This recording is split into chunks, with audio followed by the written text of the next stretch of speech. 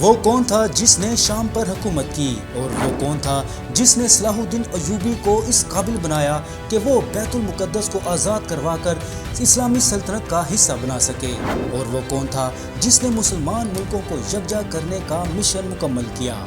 میں ہوں فیصل اکرم، اور ڈیلی اب تک کی سیریز تاریخ اسلام کے سپہ سالار میں ہم آپ کو اسی بہادر، جرأت مند اور دلیر سلطان نور الدین زنگی کی کہانی سنا رہے ہیں۔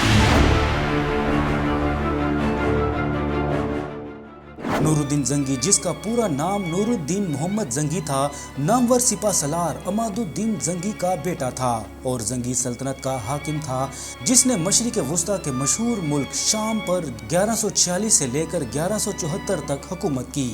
نور الدین زنگی ایک ترکمان سلطان تھا۔ اس نے دوسری صلیبی جنگ کے دوران اپنی جرأت، شجاعت اور جنگی حکمت عملی کا بہترین مظاہرہ کیا۔ نور الدین زنگی نے اپنے ملک شام میں نہ صرف ایک بہت بڑی فوج تیار کی، بلکہ اس کی زبردست جنگی مہارت کو بھی یقینی بنایا۔ نور الدین زنگی کی لاجواب ٹریننگ اور سرپرستی نے ہی تاریخ اسلام کے نامور جرنیل صلاح الدین ایوبی کو اس قابل بنایا کہ اس نے آئندہ چند برسوں میں بیت المقدس کو آزاد کروا کر اسلامی سلطنت کا حصہ بنایا۔ نور الدین زنگی کی پیدائش 1118 میں عراق کے شہر موصل میں ہوئی۔ اپنے والد عماد الدین زنگی کے اچانک قتل کے بعد اسے اقتدار سنبھالنا پڑا۔ نور الدین عماد الدین زنگی کا دوسرا بیٹا تھا۔ والد نے بھی اسی سوچ کے تحت بیٹے کا نام نور الدین رکھا، جس سوچ کے تحت اس کے والد نے اس کا نام عماد الدین رکھا تھا۔ نور الدین کے معنی ہیں دین کا نور۔ نور الدین زنگی نے اپنے نام کی لاج رکھی اور ایک وسیع و عریض خطہ زمین پر دین کی روشنی پھیلائی۔ نور الدین زنگی نے انانی حکومت ہاتھ میں لیتے ہوئے اسلام دشمنوں کے خلاف جنگی کارروائیاں شروع کر دیں، یا یوں کہیے کہ اس نے اپنے والد کے جاری کردہ جدوجہد کو آگے بڑھانے کا عمل شروع کیا۔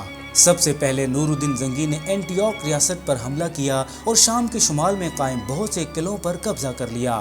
یہاں یہ یاد رہے کہ اینٹیوک ریاست ایک عیسائی ریاست تھی جو پہلی صلیبی جنگ کے دوران مسلمانوں سے چھینے گئے علاقوں پر مشتمل تھی۔ اس ریاست میں ترکی اور شام کے متعدد علاقے شامل تھے، مگر یہ ریاست اڈیسا اور سلطنت یروشلم کے مقابلے میں نسبتاً چھوٹی تھی۔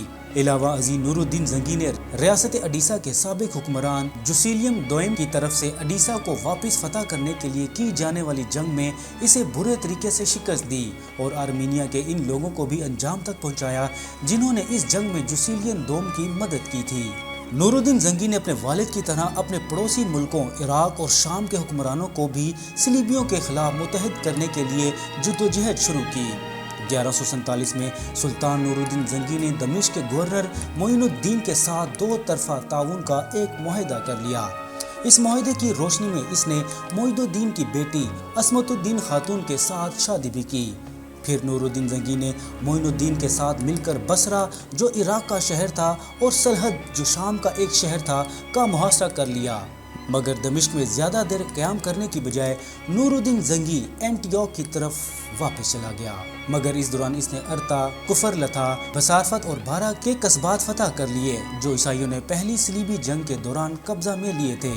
1148 میں فرانس کے بادشاہ لوئی ہفتم اور جرمنی کے حکمران کونراڈ سوم کی سربراہی میں دوسری صلیبی جنگ شروع ہو گئی اور صلیبی فوجوں نے شام پر حملہ کر دیا، جس کے نتیجے میں انہوں نے اڈیاسا ریاست کو تو مسلمانوں کے قبضے سے چھڑوا لیا، مگر ایشیا کا بڑا علاقہ ان کے ہاتھ سے نکل گیا۔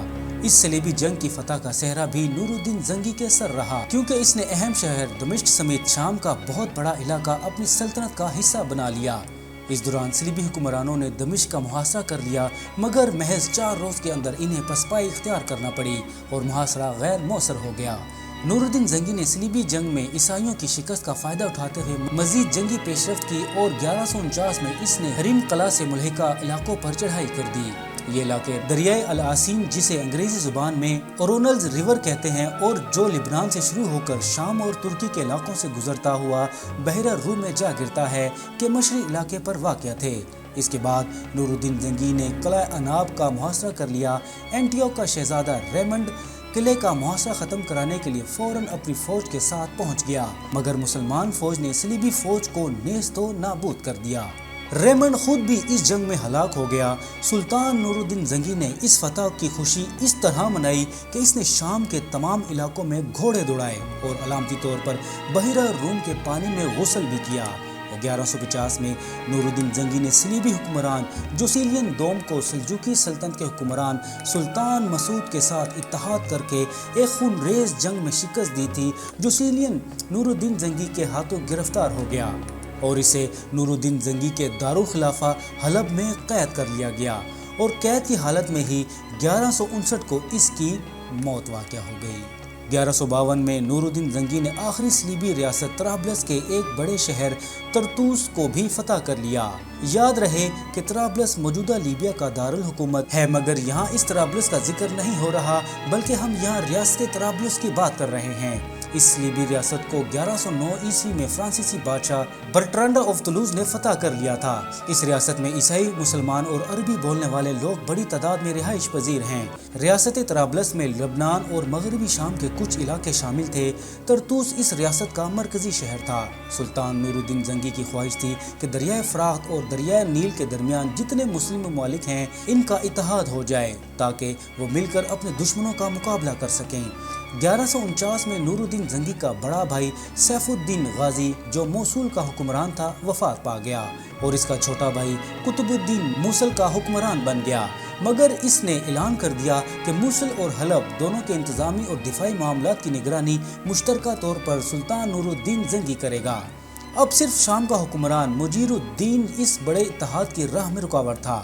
1151 میں نورالدین زنگی نے ایک بار پھر دمشق کا محاصرہ کر لیا، مگر پھر اس نے دمشق پر قبضہ کیے بغیر محاصرہ ختم کر دیا، کیونکہ وہ مجیر الدین سے جبراً دمشق چھیننا نہیں چاہتا تھا۔ مگر مجیر الدین کی کمزوری کے باعث جب مصر کے ایک شہر اسقلان پر صلیبی حکمرانوں نے 1153 میں قبضہ کر لیا اور صلیبیوں نے طاقت کے زور پر مجیر الدین سے حفاظتی ٹیکس وصول کرنا شروع کر دیا، تو سلطان نورالدین زنگی کی غیرت کو گوارا نہ ہوا اور اس نے مجیر الدین کی دمشق پر حکومت ختم کر کے اس کا کنٹرول خود سنبھال لیا۔ اس طرح دمشق متحدہ شام کا حصہ بن گیا اور سلطان نورالدین زنگی اڈیسہ کے شمال سے ہوران کے جنوب تک کے علاقے کا حکمران بن گیا۔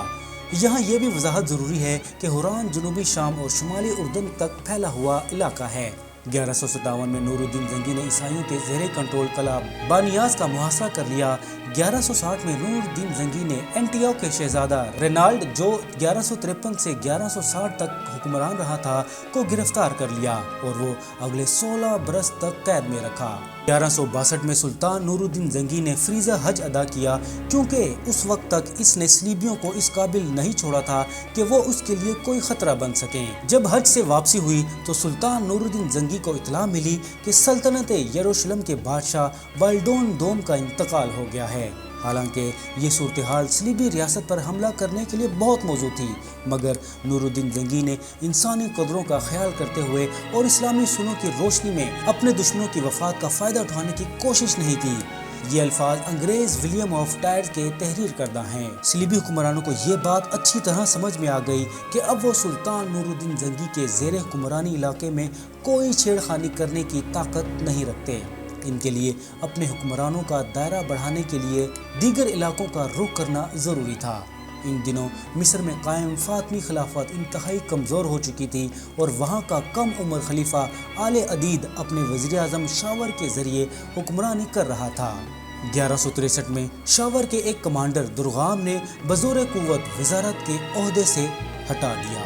اس صورتحال کا فائدہ اٹھاتے ہوئے سلطنت یروشلم کے بادشاہ امالرک نے مصر پر چڑھائی کر دی۔ اس کی یہ جارحیت کسی کام نہ آئی اور اسے واپس یروشلم جانا پڑا، مگر صلیبیوں کی اس کارروائی نے سلطان نورالدین زنگی کو یہ موقع فراہم کر دیا کہ وہ اس جارحیت کے خلاف اپنا کردار ادا کرے۔ لہٰذا اس کی جنگی حکمت عملی کے تحت درغام ایک لڑائی میں ہلاک ہو گیا اور شاور سلطان نورالدین زنگی کی مدد سے دوبارہ مصر کی وزارت عظمیٰ حاصل کرنے میں کامیاب ہو گیا۔ دوسری جانب نورالدین زنگی کی فوج نے بانیاس کا علاقہ اور قلعہ فتح کر لیا اور اگلے 2 برس تک صلیبی ریاستوں کے خلاف شدید حملے جاری رکھے۔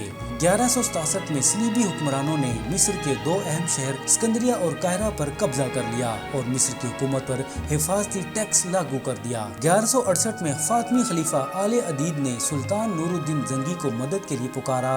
نورالدین زنگی نے فوراً اپنی فوجوں کو مصر روانہ کیا اور بہت جلد تمام مسلمان دشمنوں کا صفایا کرتے ہوئے پورے مصر پر قبضہ کر لیا۔ پھر اس نے اپنے کمانڈر اور دست راست صلاح الدین ایوبی کو مصر کا وزیر اعظم مقرر کر دیا۔ इस तरह शाम और मिस्र दोनों ममालिक पर सुल्तान नूरुद्दीन जंगी की हुक्मरानी हो गई। हरमैन अल शरीफैन इन दिनों मिस्र की खिलाफत के ज़ेरे कंट्रोल थे, लिहाजा ये मुकद्दस शहर और मौजूदा सऊदी अरब का बेशतर इलाका भी नूरुद्दीन जंगी की हुक्मरानी में आ गया। अब नूरुद्दीन मुतमईन हो गया कि इसने मुसलमान मुल्कों को यकजा करने का जो मिशन शुरू किया था वो पूरा हो गया है, मगर मिस्र को फतह करने की मुहिम के दौरान वो बीमार हो गया। ये बीमारी आहिस्ता आहिस्ता बढ़ती रही और बिलाखिर 15 मई 1174 को इस्लामी तारीख का अजीम सपूत और सिपासलार नूरुद्दीन जंगी 56 बरस की उम्र में अल्लाह को प्यारा हो गया। शाम के दारुल हुकूमत दमिश्क में इसकी तदफीन हुई और वहीं इसका मकबरा मौजूद है। सुल्तान नूरुद्दीन जंगी के किरदार और जज्बा ईमानी के हवाले से बहुत सारे वाक़यात तारीख के औराक में दर्ज हैं, जिनमें पैगम्बर खुदा हज़रत मोहम्मद मुस्तफ़ा सल्लल्लाहु अलैहि वसल्लम के जस्द मुबारक को एक सुरंग से खोदकर यहूदियों की तरफ से निकालने की कोशिश पर खुद मस्जिद नबवी पहुंचकर उन यहूदियों को शनाख्त करना और फिर उनके सर कलम करना ख़ास तौर पर काबिल ज़िक्र है। नाज़रीन, ये थी नूरुद्दीन जंगी के हवाले से हमारी आज की वीडियो। उम्मीद है आपको ज़रूर पसंद आई होगी। चैनल को सब्सक्राइब करें, वीडियो को लाइक करें और कमेंट सेक्शन में अपनी राय का ज़रूर इज़हार करें।